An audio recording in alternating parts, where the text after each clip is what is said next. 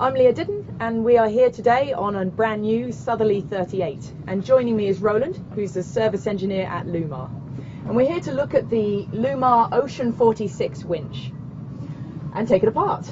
So first off, unscrew the cap. Now if that's a bit stiff, I can use a screwdriver and gently tap it, but it is plastic, so be careful. So I'm going to pop that in the bucket. It's quite a good idea sometimes to have either one or maybe even two buckets at your feet or nearby, so you keep all the pieces in one place. Take off the self-tailing cap, and then the drum next. You can take the drum off next, yeah, that's fine. Just be careful of the bearings, they might fall out if they've been stuck in. Okay, so the bearings are on the main body of the winch, but they sometimes get stuck inside the drum there, so pop the drum in the bucket. We've got two bearings and a spacer washer in between.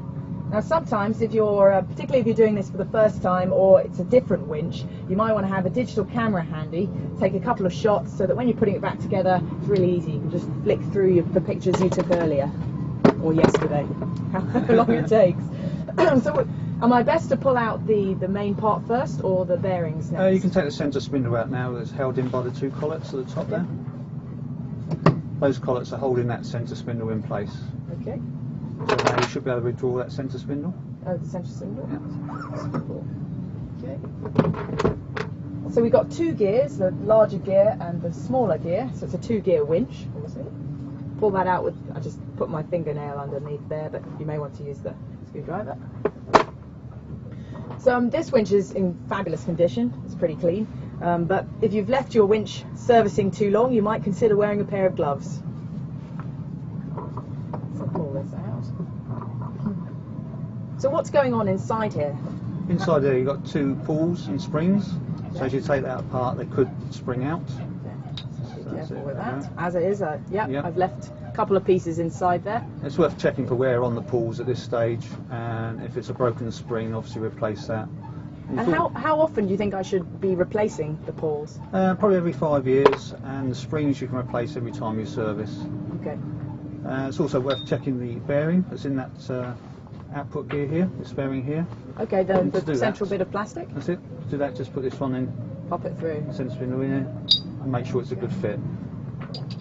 With the bearing. Oh, lost a couple of bits. If it's a loose fit, then change the bearings. That's a prime example as to why you should do this in a bucket. I've got one of the springs lost in there. Pop that. So it all looks quite good there. I mean, there's no visible wear. It looks very good, little use. So you may not be able to see this one from behind. There's a second bearing here. Similarly, it has the paws and springs inside, so pull the two apart with caution. So, yeah. And again, check that bearing there using that spindle. So I've noticed that these are slightly different sizes. Why is that? One gear takes a higher load than the other, so they have to be under different strengths. Of course, that makes it really easy for when I come to put it back together. Very easy, because you can't mix up the spindles or the gear packages. They can only go in one way. The larger one goes in the larger hole, for example. Alright, so there's my paws and springs.